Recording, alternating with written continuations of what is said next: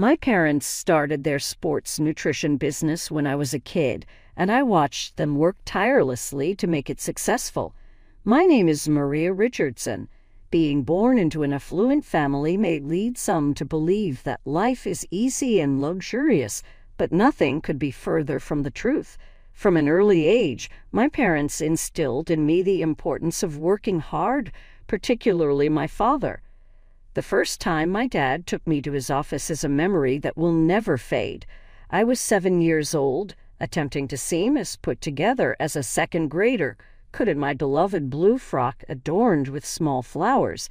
"Maya," he added, arranging me at a compact desk adjacent to his office, "you'll have to work just as hard as I did to earn all of this because one day it might be yours." All through my youth, their remarks had an impact. My summers were filled with studying customer service and inventory management while my peers splashed around in the pool. I relished every moment of being a kid, even if Mom occasionally fretted that I was losing out. Richardson Nutrition became an extension of my family. Internships at Dad's company and business classes made college fly by. No favoritism. That was our agreement. I worked my way up through the ranks of every department, beginning at the warehouse. Coworkers who had known me since I was a kid looked on with approval as I figured things out as I went. Upon finishing college, I threw myself into my position at the business. A plethora of meetings, reports, and strategy discussions filled my days. Dating? That idea was completely alien to me. Sarah, my dorm roommate in college, made fun of me by saying I was married to my profession. The yearly holiday party at the office was the turning point. I stayed behind to finish some quarterly reports, so I was running late as usual. The revelry was in full flow when I got there at last. James Cooper, a representative from our Denver office, walked by at that moment. My 14-hour shift seemed to melt away when I saw her easy smile and beautiful brown eyes. She was tall, too. "Maya, I hope you are," he murmured, reaching out to shake her hand. "I'm familiar with your reputation." As I accepted his handshake, I chuckled and said, "All good things, I hope." "The best," he said, "even though they failed to acknowledge your beauty." In the course of that evening, we spoke at length about our hopes, aspirations, and careers. No one else appeared to get me as well as he did. My heart did a little flip when, at the end of the night, he asked for my number. We began exchanging messages continuously once James got back to Denver. Every morning he would text me, "Good morning, beautiful," and at night we would have lengthy discussions about our days. He seemed like an old friend. I leaked one night after a very lengthy video call. "Would you like to move to the main office instead? It would be fantastic for your career if we were to be together." On his side there was a pause. "No way, Maya. Denver is where my parents, sister, and nephew all call home. We're almost there." I was unable to abandon them. His next comment, "But why don't you come here?" made my heart sink a bit more. "Your skills would be an asset to the Denver branch." It took me a day to process that idea before I went to see Dad in his office. "Dude, I'm in need of some guidance. Could you please let me know your thoughts on my potential transfer to the Denver branch?" As I described James to him, I kept a close eye on his expression. Surprisingly, Dad merely grinned at me. "When would you ask? I've been wondering. James enjoys a stellar reputation inside the organization, and the Denver office is in dire need of an inspirational leader. I will fulfill your request if this is what you desire." After a span of 2 weeks, I found myself encircled by moving boxes in James's Denver apartment. As he embraced me, he proclaimed, "Welcome home. It seems like I was at the right place at the right time." I was taken aback by how quickly we met his family for the first time. Tom and Linda, his parents, Rachel, his sister, and Kyle, Rachel's adolescent son, all resided in a small 2-story house together. When we pulled up to their house, I felt a flush of anxiety. "Your family must own a palace," Linda exclaimed as soon as I entered the room. "You must think this is easy." My cheeks turned red. "Oh no, absolutely not. Everything has always been very normal for us. Just a typical house, no mansions or private jets. But surely, considering the wealth of your family, Tom stepped forward first. I've been working hard for everything ever since I was a little child, I said. You had to work your way up, according to Dad. Truthfully, I prefer the easy stuff. I attempted to disregard the disapproving stares they exchanged.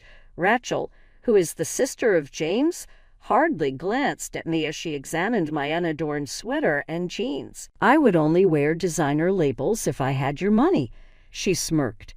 Not knowing what to say, I simply shrugged. James put his fist on my hand beneath the table without offering any kind of defense. James made the proposal while strolling around the park 2 months down the road. All it took was a simple ring, a sincere query, and the two of us. Quickly, I responded with a yes. Our first major argument occurred during the wedding preparation process. James had grand visions of a massive venue, hundreds of guests, and a plethora of decorations. My argument was that we didn't need all that. Let's start with something modest but significant. Though he was far from pleased, he eventually caved. I overheard Linda chatting to her sister throughout the reception, despite the fact that our ceremony was small and only immediate family was present. For someone with her history, I was hoping for more. This is all just so simple. I put on an act of not hearing, but I couldn't deny that their comments hurt. Concerns regarding housing arose shortly after the marriage certificate was printed. It was brought up during our Sunday supper at Tom and Linda's. Rachel was engrossed in her phone. Kyle was occupied with video games in the corner, and Tom was glued to the TV watching sports as we had our regular family gathering. As Linda passed the mashed potatoes to Maya, she asked, "So, have you discussed the possibility of purchasing a house with your father? It would be ideal if there was anything along Cherry Creek. I came across this stunning 5-bedroom property with a pool while perusing the ads yesterday. Because of the water, I almost choked. In fact, we intend to put money aside and eventually purchase our own residence." Following this, there was an ear-piercing quiet. Midway to her lips, Rachel's fork came to a halt. Tom shifted his gaze to me as he turned off the television.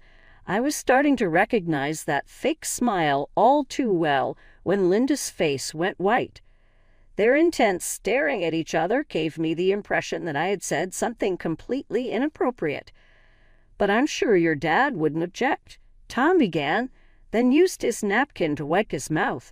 "Well, when their children are competent, it's only natural for parents to lend a hand and get them started." I sat up straighter in my chair and politely but firmly cut him off. "James and I would prefer to handle this independently. Working together, we can put money away. I think it's important to work for what you have." With a little perspiration on his palm, James extended his hand toward mine beneath the table. "I stand with Maria on this," he stated, although his voice betrayed no true conviction. "On the other hand, my apartment is doing really fine right now. It is in a fantastic position, and I have been renting it for a long time." As if she had suddenly got a wonderful idea, Linda's eyes brightened up. She was a bit too forceful as she put her wineglass down. "It would be fair for Maria to cover the rent if you intend to remain in the flat. Ultimately, her income is far higher than yours, James. It's about time." As I observed, my spouse nodded in accord, perhaps a bit too hastily for my liking. "That makes sense," he said, avoiding eye contact with me. $3,000 per month. I was caught unawares by the sum. While not cheap, that seemed steep for our neighborhood in Denver. Even yet, I was careful not to cause a stir. The air tension in the room was palpable. "Absolutely, that's fair," I responded, making an effort to maintain a pleasant tone. Thus, we settled into a pattern. I would provide James with $3,000 monthly, and he would take care of the rent. Whenever I passed by, he would quickly shut his phone screen, and I would occasionally catch him performing the transfer. This continued for some time until I was evaluating our monthly spending when an idea came to me. As I was paying the rent now, I thought, maybe I should take over the lease.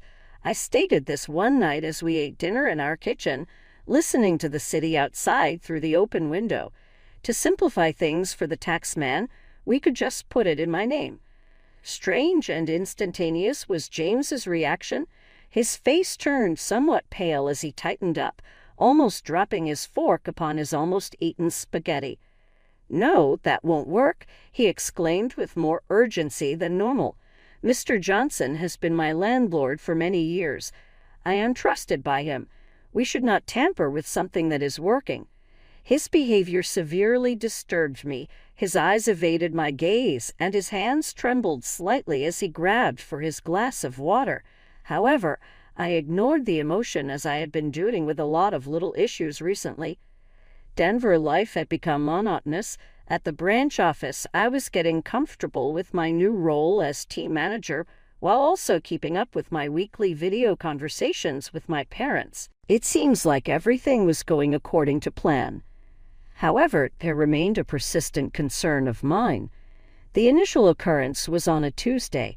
Even though I was sick with a headache when I got home from work, Linda and Rachel were already on the couch, watching TV and devouring the pricey fish that I had purchased for James's birthday dinner.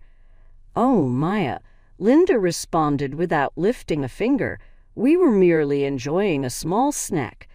I remained motionless, my gaze fixed on them, key in hand.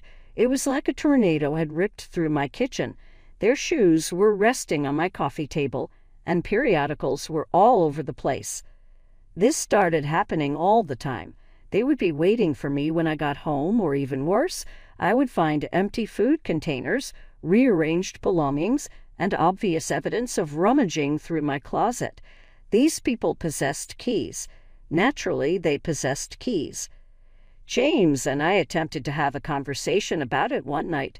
"Weird, isn't it, honey, that your mom and sister can drop over any time they like?"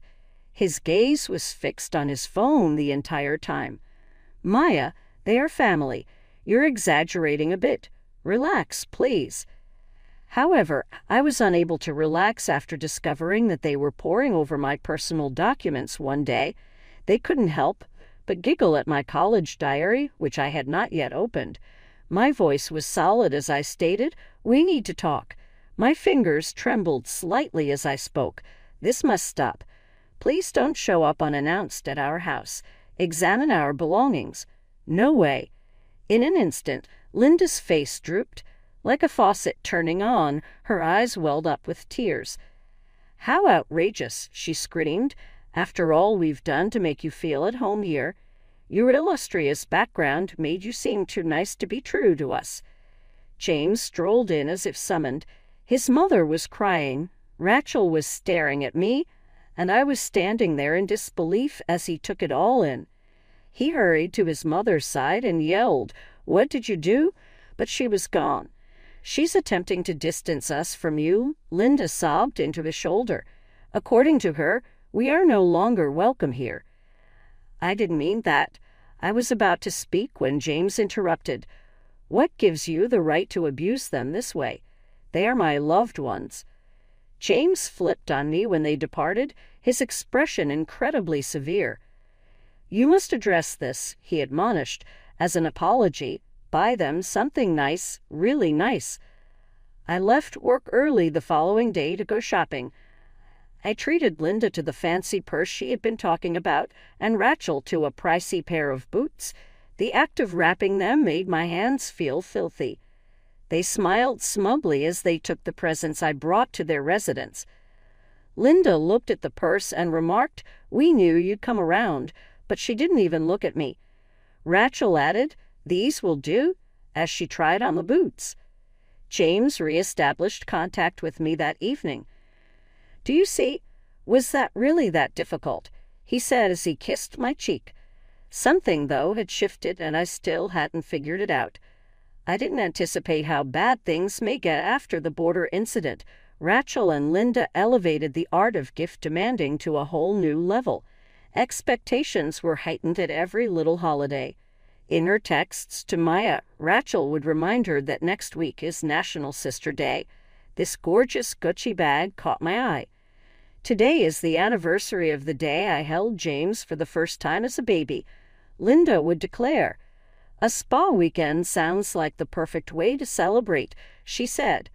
The list of excuses got longer and longer, including Mother's Day, birthdays, Christmas, Easter, Valentine's Day, Labor Day, Memorial Day, and even Groundhog Day. An emotional Linda broke down over family dinner when I expressed my reluctance to get her a $500 scarf in honor of Arbor Day. With a sniff, she said, "I suppose some people simply don't comprehend the importance of family loyalty," as Rachel rubbed her back, despite our enthusiastic greeting to her. Later that night, James asked Maya, "Why are you always so hard to get along with? They are now also considered family." "James, I really believe this is becoming ridiculous. Your mom wanted a luxury watch last week in honor of National Ice Cream Day." He simply shrugged. "Why not help family if you can afford it?" Just when things were getting bad enough, Rachel's son, Kyle, who is 15 years old, began dropping by our apartment more often. Everyone goes through tough times as an adolescent, so I tried to be understanding at first. However, Kyle's attitude was unprecedented for a teenager. I poured hours into perfecting my grandmother's secret lasagna recipe one night. After taking a single bite, Kyle discarded the platter. "This is crap," he said. "Your mother thinks you're a terrible cook since you were always pampered as a child." With a firmer grasp, I held my fork. "Kyle, that should be avoided." "Whatever," he interrupted me. "My friends and I need $60 so we can go to the movies." The moment I said no, he stumped on the kitchen chair. "It's all on you. Put an end to being so frugal. To feel better about yourself, Mom argues you're pretending to be impoverished." After Kyle's actions that night, I attempted to broach the subject with James. As we prepared to go to sleep, I hoped he'd finally come to his senses. "My darling, Kyle was quite rude today. May I ask if you could speak with him?" James had his head buried in his phone. "It is up to you to deal with it. We will have our own children someday, so this is just practice. You must acquire the necessary skills to handle such instances." Returning the following day, Kyle once again made an obnoxious demand for payment for an additional video game. After I declined, he slouched on our couch, cranked up the TV loud, and began slamming fake, humble, rich people. I glanced at my husband, seeking solace, but he simply exited the room, abandoning me to contend with his smirking nephew on my own. Standing in my living room as an adolescent made fun of me in front of my entire family made me feel more isolated than I ever had before. Those 2 years can change a lot, or at least how much you can convince yourself that things will improve if you put in enough effort, be patient, and contribute. I informed James over breakfast one morning, "I'm going to visit Mom and Dad this weekend, and so it was. Do you want to go?" Without taking his eyes from his phone, he blinked. "I am unable to. I told my parents I would pitch in and help out around the house." I had a tranquil journey to my folks' place. While my parents cooked my favorite lasagna and Dad cracked his bad dad jokes, I was able to escape into a brief period of self-discovery, returning to my former self. Unfortunately, tranquility is easily broken into a million pieces by the realities of life. Stale pizza, beer, and an even worse smell greeted me as soon as I opened the door to our flat on Sunday night. On my coffee table was a greasy pile of pizza boxes. Half-empty Solo cups contained cigarette butts, and empty cans covered every surface. As I looked around my living room, I saw Kyle and 5 other kids lying around like they owned the place. They were all passed out among the remnants of what had obviously been a wild party. "Stand up!" Fury coursed through my voice as I yelled, "Leave immediately! Right now!" The rest of the teens jolted to life and fumbled to collect their belongings, but Kyle slouched and gave me his sly grin. "Then why should I go? This is my home now." My pulse rate quickened. "My apologies." He reached for a beer can with a half-empty sentiment saying, "Had a fight with Mom and Grandma. We thought this was a better rule than theirs. I was told I could crash here by Uncle James. This flat is for rent. Give me your keys now," I demanded with clenched jaw, even though we may have problems. Kyle genuinely chuckled. "Can you let me rent this apartment?" "Ah, very amusing. This apartment belongs to Uncle James. Since great-grandpa bequeathed it to him, it has been." The room began to swirl. "Excuse me, what do you mean? He owns the apartment from the beginning?" "Upon great-grandpa's death 5 years ago, I understood. It is well known by all." My voice and breath both came to a halt. Payments for rent for 2 years. On every occasion, I had proposed that my name be put on the lease. Without fail, he would sidestep the inquiry. Whenever he needed to pay rent, he would discreetly put his phone away. It was all an illusion.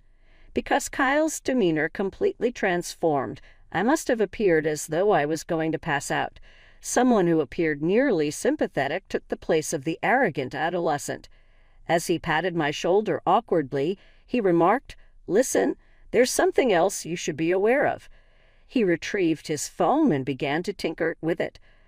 "I've been secretly taping them while they talk. They started mentioning you while they were mentioning me, but now they mention you all the time." I used to adore James's laugh, and it was the first thing that came over the speaker. $3,000 a month going straight into his pocket. "It's perfect," he gushed. "It goes unquestioned by her." Kyle played recording after recording, and my stomach hurt with everyone. Regan never stopped broaching the subject of familial devotion. She always gives in. She was able to get me a brand new Prada bag last week. "Repeat after me. Get her pregnant as soon as possible." Linda warned him. "Her dad will have to shell out cash for a house for the two of you after the baby is born. No way he'll ever approve of an apartment for his granddaughter." Still, the worst was on the way. Prior to playing the subsequent one, Kyle paused. "She's completely mistaken," James said with a hint of a sloppy accent. "Not even in bed can you meet my needs. Thank goodness for Amanda, Julie, and that accounting lady. Simply watch out, darling." Linda cautioned once more. "Stay out of Maya's reach. That is, until we have extracted every last cent from her." As my fingers grew numb, the phone fell from my grasp. Kyle snatched it. My voice quivered as I asked, "Would you be so kind as to send me those?" He tapped his finger on his phone and nodded rapidly. The files came through, and I could hear the notification sounds on mine. Standing up, Kyle gathered his belongings. He reversed direction at the entrance. A low-key "I'm sorry" escaped his lips.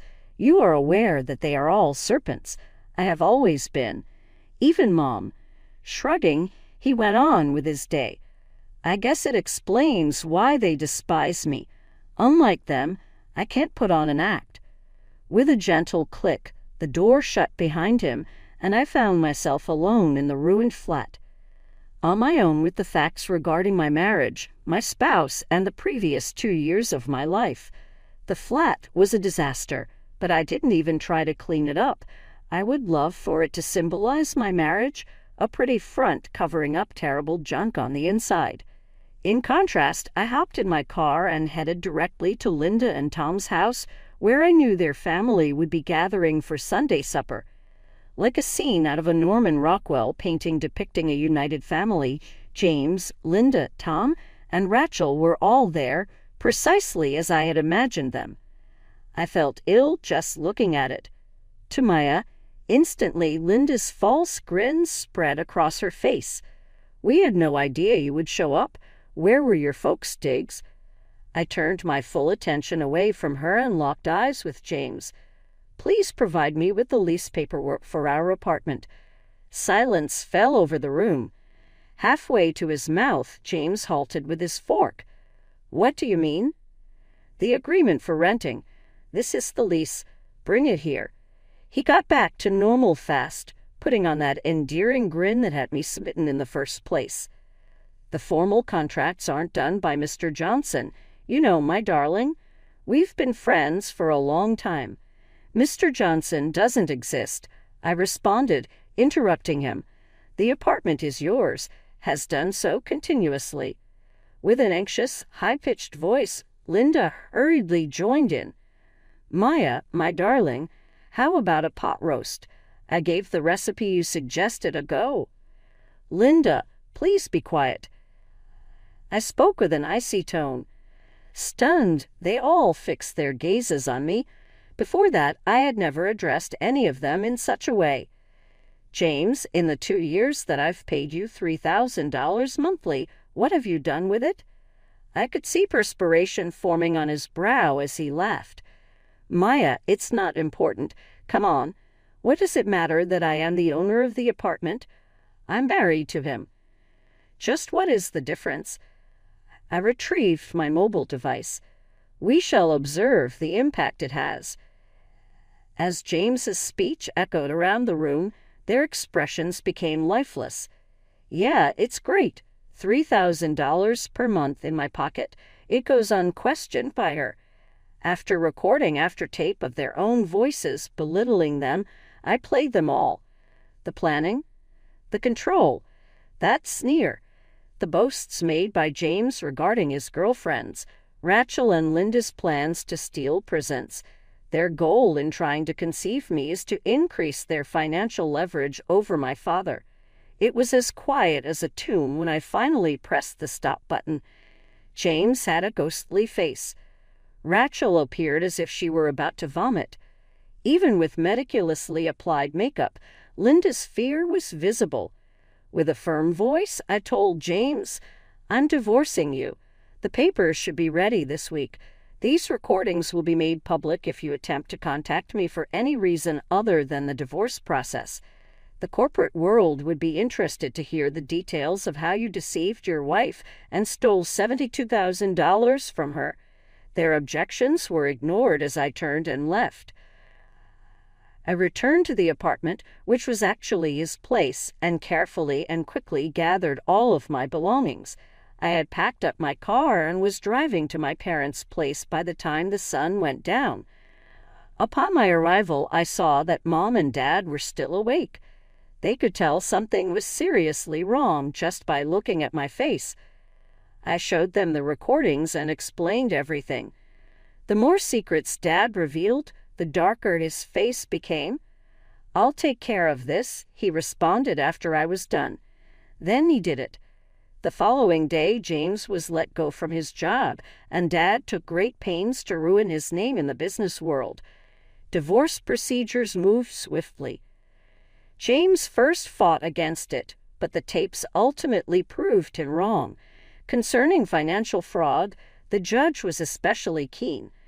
James lost his flat and had his reputation tarnished, but that was all he got. After reestablishing my life, I returned to headquarters 3 months later and dove headfirst into my work. At that moment, Kyle texted me. We got together over coffee. His appearance had changed. He appeared older and calmer. I got a job at the car wash, he reported to me. I was the one who handed you the tapes, so when they found out, we left Mom's house. My life-changing choice. I may be able to lend you a hand, I declared. Find a job for you at the business. Mildly grinning, he shook his head in disapproval. I appreciate it, but I'll have to figure things out alone. Hey, how about a fresh start? Whatever, I'm putting money aside for community college. Absolutely, I got it. When all else fails, it may be necessary to start over from scratch and create something fresh and genuine. That evening, I stood in front of the mirror in my brand new apartment, the one I had just rented out with a legitimate lease in my name. When I turned around to face the woman who had fallen for James's charm 2 years ago, I saw a different person. Her strength, wisdom, and sense of true freedom had all returned to her. I removed each number from my contact list by picking up my phone. As the sun dipped below the horizon, it spotted the diamond ring on my ring finger, the one my grandmother had given me, not the one James had, and dispersed it into a myriad of sparkling lights. could feel the city's evening vitality, burning with opportunity and fresh starts, as I looked out my window. Mine was set to go.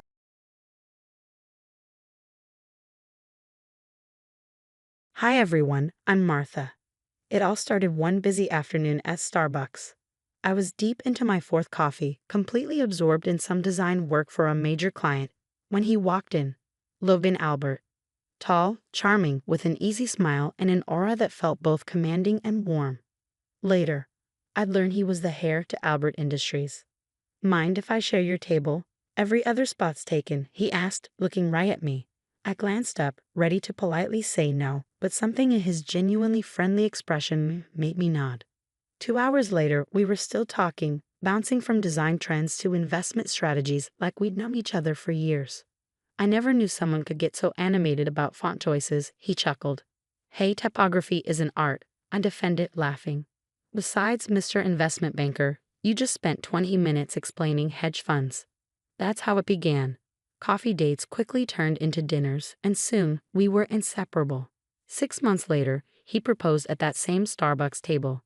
It felt surreal, like I was in the middle of my own fairy tale. But fairy tales come with villains too. At our engagement party, his mother, Diana, with her perfectly practiced smile, pulled me aside. You're making a terrible mistake, dear, she said, her voice sweet but cold. We have expectations for an Albert bride. I brushed it off as protective mother syndrome. But then I noticed Richard, Logan's father, scrutinizing my off-the-rack dress, and Amber, his sister, making snide remarks about my humble beginnings. They're just old-fashioned, Logan assured me, squeezing my hand. They'll come around. My best friend Sarah wasn't as optimistic. Martha, these people make the real housewives look down to earth. Are you sure about this? But I was head over heels in love. We had a wedding, small by Albert standards, with only 200 guests. Diana managed to criticize everything from my dress to the flowers with a sugary, passive-aggressive tone. Such a creative choice, dear, she'd say, her eyes lingering judgmentally. But then again, it's what one might expect from someone with your background. Red flags popped up like weeds, but I was so enamored with Logan that I ignored them all. Soon after the wedding, though, I couldn't ignore the secretive phone calls that ended abruptly when I entered the room, or the whispered conversations at family dinners, and Amber's sudden eagerness to bond. She dragged me to sister lunches only to snap photos and document my every word on social media with an exaggerated "just bonding with my new sister" caption. The whole family seemed to be conspiring, but Logan insisted I was imagining it.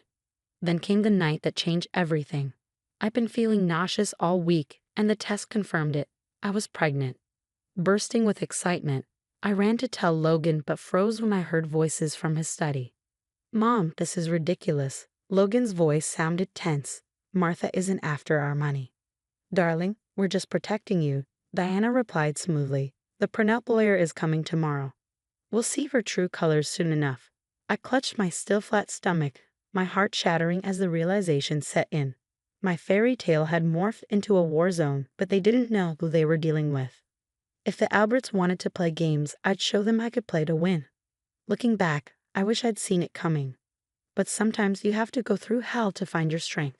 It all truly came to a head at the Albert Charity Gala. Diana was huddled with her country club friends, whispering and casting poorly disguised sneers my way. She grew up in a rental in Brooklyn, one of them muttered, her eyes flitting to me. And her father was a mechanic, I hear. Beside me, Amber had her phone out, recording. So Martha, she started with a sly smile. Logan's really spoiling you, huh? Those designers must have cost a fortune. Actually, I bought these myself, I said firmly, keeping my voice steady. My design business is doing well. Later, at a family dinner, I heard a heavily edited version of that conversation played back, making me sound like a gold digger. The pressure was relentless. Between morning sickness and the constant tension, I was losing weight, barely holding it together. And then the worst happened. One night, I felt a sharp pain and knew something was terribly wrong. At the hospital, the doctor's words cut through me like ice. I'm sorry, but you've lost the baby. I was devastated, but Diana's reaction, even worse. How convenient, she sneered with Logan silent at her side. Get pregnant, lose the baby, classic manipulation. I barely recognized the woman in the mirror as I stared back at my reflection, broken and grieving. Logan had grown distant, spending late nights locked in his study. One night, I found him staring at a pile of legal papers. "What's that?" I asked, dreading the answer. "Just some documents from Dad's lawyer," he replied, sliding them out of view. But not before I caught a glimpse. Postnuptial agreement. The final betrayal came at another family dinner. Excusing myself, I paused outside Richard's study when I heard him speaking to Logan. "Either you get her to sign or you're out," he said in a cold, cutting tone. "No more trust fund, no position in the company. Do you understand what you're risking for this, gold digger?" "Dad, she's my wife," Logan argued weakly. "She's not. She's destroying everything we've built." Richard shot back. "Do you know she's been looking into our business records?" I had been trying to understand why our joint accounts showed mysterious transfers, but they twisted even that.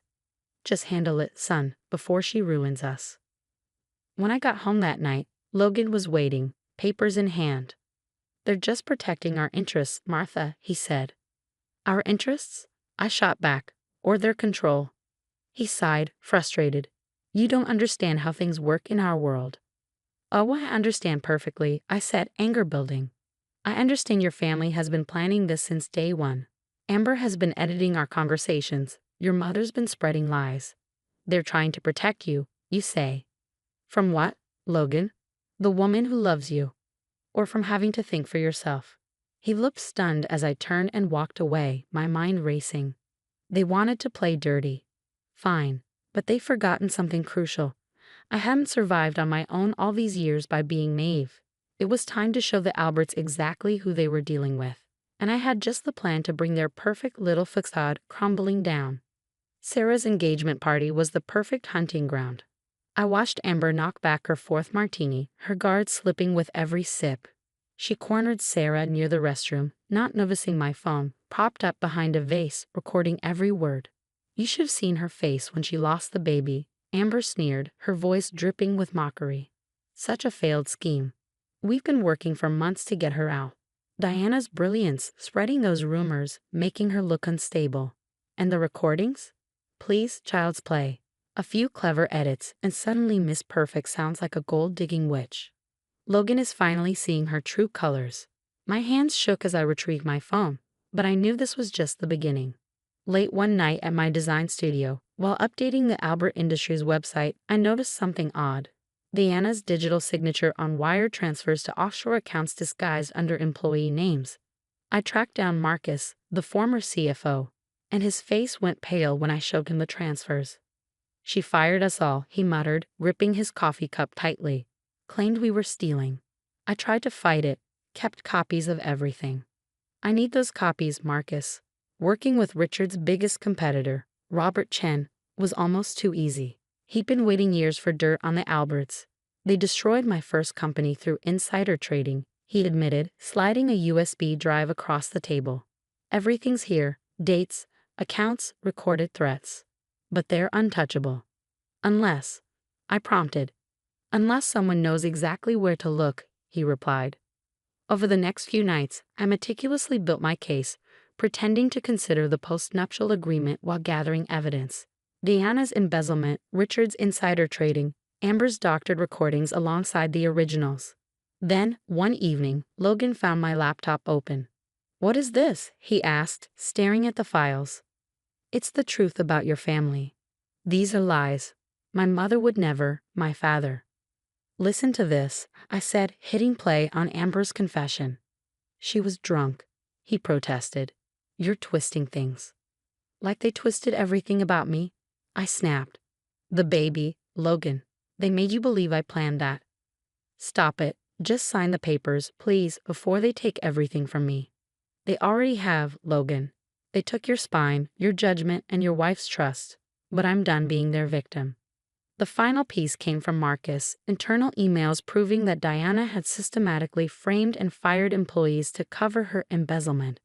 The pieces were all there, a perfect trap ready to spring. "I'll sign your papers," I told Logan that night. "On one condition, a family dinner, one last time." He agreed, visibly relieved. Poor Logan, always choosing the easy path. But tomorrow's dinner would change everything. I'd invited a few special guests: Marcus, Robert Chen, and most importantly, the FBI's white-collar crime division. Let Diana serve her overpriced wine. Let Richard make his condescending toasts. Let Amber record every moment, because this time, I was orchestrating the show. And their grand finale was going to be spectacular. The Albert dining room had never felt so tense. Diana raised her glass, the practiced smile on her face, to family and new beginnings. Perfect timing, Diana, I interjected, setting down my glass. Let's talk about beginnings and endings. At that moment, the doorbell rang. Amber jumped, looking around nervously. We weren't expecting anyone else. Actually, I took the liberty of inviting a few guests, I said. Marcus walked in first, followed by Robert Chen, and then 2 FBI agents. Diana's wine glass slipped from her hand, red wine staining her pristine tablecloth. What is the meaning of this? She demanded, her mask cracking. Show them, Marcus. He opened his laptop, projecting documents onto the dining room wall. Wire transfers, forged signatures, fraudulent terminations, all linking back to Diana's private accounts. You framed innocent people, destroyed their lives to cover your embezzlement. These documents are stolen. Diana screeched. This is slander. One FBI agent stepped forward calmly. Actually, ma'am, these documents were legally obtained through a federal investigation. Richard's face turned purple. I'll have your badge for this. Sit down, Richard, Robert Chen said with a smirk. The SEC is very interested in those insider trading deals you used to crush my company. The evidence is quite compelling. Amber lunged for her phone, desperate to salvage any part of their plan. But Sarah was quicker, holding up the phone Amber thought she hidden. Looking for this. Sarah pressed play, and Amber's original, unedited recordings filled the room. Funny how different things sound without your creative editing, Sarah remarked. You planned this, Logan whispered, his face stricken. No, Logan. Your family planned their own destruction, I replied calmly. I just made sure they faced the consequences. The next hours were utter chaos. FBI agents searched the house as reporters gathered outside, cameras flashing. Diana was led away in handcuffs, screaming about family loyalty. 1 month later, Albert Industries faced a hostile takeover by Chen Enterprises. Marcus's whistleblower lawsuit exposed years of tax evasion, and the evidence was insurmountable. Logan showed up at my new office, looking haunted. They're saying we'll lose everything. The company, the houses, even Mom's precious social standing. I should have listened to you. Yes, I said, sliding the divorce papers across the desk. You should have. 1 year later, my design firm is thriving. I even bought the building of that Starbucks where Logan and I first met. My latest campaign just won a national award, and Sarah now heads our digital division. Last week, I ran into Amber. She was working as a barista. Diana and Richard are awaiting trial, their assets frozen. Logan, he's living in a cramped studio, learning what real work means. Yesterday, Diana's lawyer called, saying they wanted to make amends now that their society friends have turned their backs. Please tell Diana that, like her offshore accounts, I've transferred all my concern for the Alberts elsewhere. I replied before hanging up. Now I'm back at my desk, designing plans for my new beach house. The view is spectacular, though not quite as satisfying as watching karma catch up to those who thought they were untouchable. Some people think revenge is best served cold.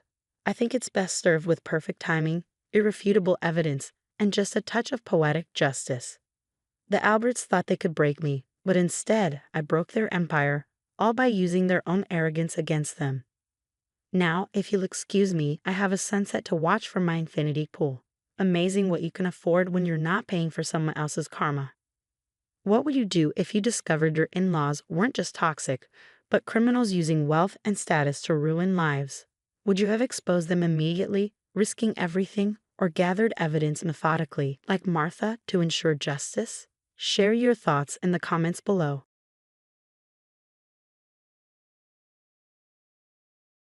Hey everyone, I'm Elizabeth, owner of Perfect Moments event planning here in La.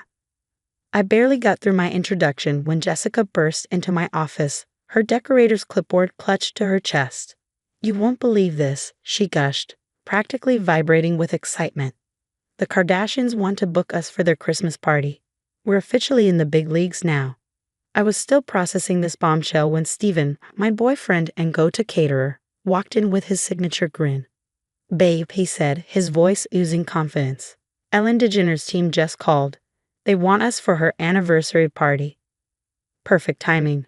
I beamed, pulling up the design board for my upcoming 30th birthday gala. The magazine feature will showcase both events.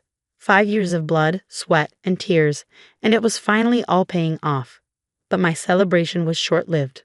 My mother's voice, sharp as ever, cut through the air like a knife. "Elizabeth."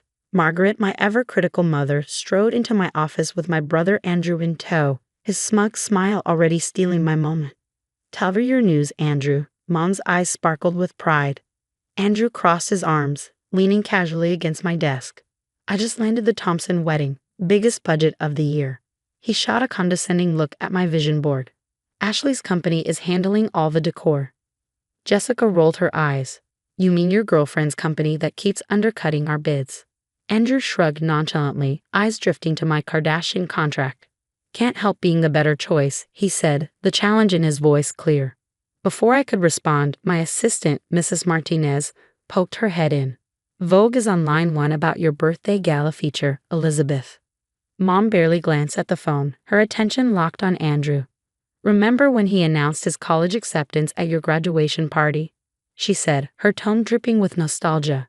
"Or his promotion at my college graduation?" "Yeah, Mom," I muttered, bitterness creeping in. "I remember." Steven stepped forward, his protective hand on my shoulder.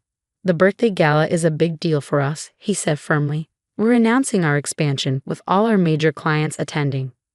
"Actually," Andrew interrupted, flashing a too-wide grin, "I have some pretty big news to share that weekend too." My stomach dropped. It was the same feeling I got when he announced his scholarship at my Sweet 16, his new job at my housewarming, his promotion at my business launch. "Oh, honey," Mom said with that familiar edge in her voice, "your brother's moment shouldn't have to wait just because of a party, right?" I forced a smile, looking at my vision boards, client contracts, magazine mock-ups, everything I built over 5 years. "When has anything ever been just about me?" I whispered, catching Jessica and Steven's concerned glances. But this time, it was different. I had too much at stake, and as I watched Andrew scroll through my client list with far too much interest, a cold realization hit me. This wasn't just about stealing my spotlight. He was planning something bigger. The family brunch felt like a trap from the moment we sat down. Before Mom even finished pouring the mimosas, Andrew stood up, pulling Ashley with him. "We have amazing news," he announced, his grin almost feral. "We're engaged, and we're having the party of the century 2 weeks from Saturday." Mom's champagne glass nearly shattered in her excitement. I felt the blood drain from my face. That's my birthday gala. The magazine feature, the business anniversary. "Oh, sweetheart," Mom waved her hand dismissively. "You can do that another time. Your brother is getting married. And Ashley's company is handling everything," Andrew added smugly. "They're even giving us the celebrity package normally reserved for A-listers." My phone buzzed. A text from Jessica. "The Kardashians just canceled." Something about hearing we're unreliable. Andrew leaned in closer, his voice dripping with Fox concern. "Since you're not using that weekend anymore, maybe you could help plan my engagement party, for free, of course. Family discount." Another buzz from Steven. 3 more vendors backed out. Someone's telling them we're going bankrupt. "I can't cancel my event," I said through gritted teeth. "We have contracts, commitments. About that property we promised for your expansion." Dad spoke up, finally breaking his silence. "We've been thinking of selling it. Andrew and Ashley found a great developer." My phone wouldn't stop buzzing. Celebrity clients canceling, vendors pulling out. 5 years of reputation crumbling in real time. "Your brother needs our support right now," Mom said, her voice steely. "Don't be selfish." That night, as I sat alone in my office, Ashley slipped in, her expression nervous. "You need to know something," she whispered. "Andrew's been meeting with my boss. They're targeting your client list. The engagement party is just a front to get them all in one room." "Why are you telling me this?" I asked, stunned. "Because I saw their plan. They're not just trying to steal your clients, they want to destroy you. Andrew's been spreading rumors, sabotaging your vendor relationships. He can't stand that you're more successful than him." Just then, Stephen burst in, his face pale. "Babe, you need to see this. Andrew's been reaching out to every one of our high-profile clients, offering them deals through Ashley's company if they drop us." I sank into my chair, surrounded by 5 years of work, watching it all start to unravel because my brother couldn't stand to see me shine. "Elizabeth," my mother's voice cut through my thoughts as she appeared in the doorway. "The caterer for Andrew's engagement party just canceled. You'll handle it, right? Family has to come first." I looked up at her, really looked at her, the mother who had enabled every moment Andrew stole, the woman who was helping him steal this one too. "You're right, Mom," I said, forcing a smile as an idea began to form. "Family does come first. I'll make sure Andrew gets exactly the party he deserves." My phone buzzed with a message from Jessica. "Andrew's sneaking into our office at midnight. He's photographing our design boards, copying client files." The attached video played on my screen, confirming my worst fears. Jessica texted again. "Found something worse.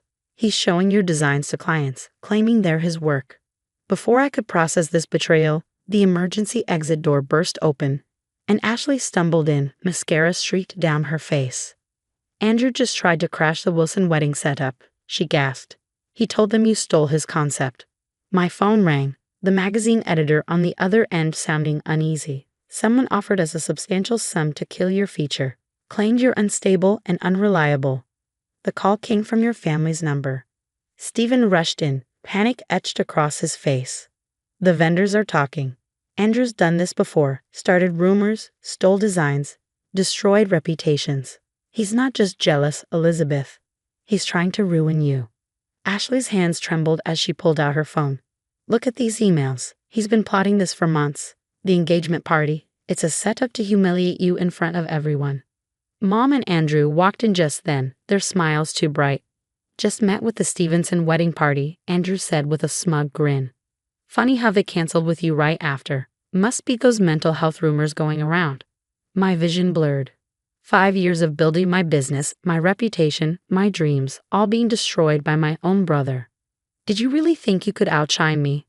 Andrew sneered, leaning in close. "I'm the successful one, the star. You're just the crazy sister who can't handle my happiness." Mom nodded, her voice dripping with false concern. "Sweetie, maybe you should take a break. Get some help. Let Andrew handle your clients for now." My phone buzzed again. "The celebrity wedding planner I'd admired for years. Heard disturbing things about your business practices. We need to discuss your industry reputation." I glanced at Ashley, who slipped me a USB drive. "Everything's here. The stolen designs, the sabotage plans, the smear campaign." "He thought I was his puppet," she whispered. The final text from Jessica flashed on my screen. "Security cameras caught him trying to break into our system again. We've got him on video." I stood up, something inside me snapping after years of letting Andrew steal my light. "Not anymore." "You want a show, Andrew. You want the spotlight," I said, my voice cold as steel. "Your engagement party is going to be unforgettable. I promise you that." Mom started her usual defense, but I was already walking away, letting them think they'd won, letting them think they'd broken me. The ballroom glittered just as Andrew had envisioned, every detail perfect for his big moment. I watched from the corner, seeing him work the room, charming my former clients, completely unaware of what was about to unfold. "Everything's ready," Jessica whispered, adjusting the presentation screen. "Security's in position in case he tries anything." Stephen squeezed my hand. "The magazine team's here, and look who else showed up. Every major player in LA's event industry." I nodded to Ashley across the room. She took a deep breath, gripping the microphone. "Everyone, if I could have your attention before Andrew makes his speech, I have something to share." The screen flickered to life, showing security footage of Andrew sneaking into my office, stealing designs, and copying client files. Gasps rippled through the crowd. "That's my concept board," the Kardashian planner shouted. "He told me it was his original design." More evidence flashed on the screen, emails of his sabotage, client poaching, and a list of my vendors he'd stolen. Andrew lunged for the podium, but Ashley stepped back, her voice steady. "I'm not done. Here's how Andrew planned to destroy his sister's business. And yes, I have proof of everything." Mom tried to grab the microphone. "My son would never." Actually, Mrs. Martinez, the magazine editor, interrupted, stepping forward. We have recorded calls of you helping him spread rumors about Elizabeth's mental health. The room erupted. Former clients confronted Andrew. Industry leaders pulled out their phones, documenting everything. You're finished in this industry, the head of the Event Planners Association declared. Every legitimate company will know what you did. Andrew turned to Ashley, desperation replacing his smirk. Baby, we can explain. Explain this, she snapped, projecting their private messages where he bragged about ruining my life. We're done. I stepped forward, watching as Andrew's world crumbled. The engagement party's over, I announced to the stunned crowd. But my birthday celebration, that's just getting started. Security moved in, escorting Andrew out as he screamed about family loyalty. Mom trailed behind him, still trying to defend him. But I didn't care anymore. The weight of their betrayal lifted from my shoulders. The magazine editor turned to me with a raised champagne glass. To Elizabeth Martinez, whose exclusive story just got much more interesting. How does a national feature sound? 3 months later, I stood in my expanded office, gazing at the latest Vogue cover story. Perfect Moments, how Eve's top event planner turned betrayal into an empire. Maya burst in, waving her tablet with excitement. 2 more celebrity bookings. And guess who's planning the Oscars after party? Your brother's company just filed for bankruptcy, Stephen added, wrapping an arm around my waist. And Ashley. She's running her own successful business now, the right way. I smiled, glancing at the framed photo of my new team. This was my real family, loyal, supportive, and free of the toxic manipulation I had once mistaken for love. No more stolen moments. No more giving in.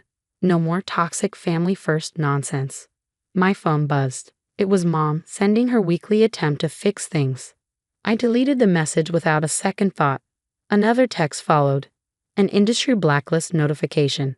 Andrew couldn't even get a job planning kindergarten parties. Perfect moments aren't given. They are created. And this one, it was absolutely perfect. If your sibling was sabotaging your career, what would you do? Would you expose them publicly like I did, or try to handle things privately to preserve family peace? And here's an even tougher question. Was I too harsh in completely cutting off my mother, who enabled Andrew's toxic behavior for years? Should enablers be given a chance to make amends, or is going no contact sometimes the only way to protect your peace and success? If you've dealt with toxic siblings or enabling parents, hit subscribe for more stories about standing up to family manipulation and choosing your own happiness. Sometimes the hardest battles are fought against the people who should be supporting you the most. Drop your thoughts below.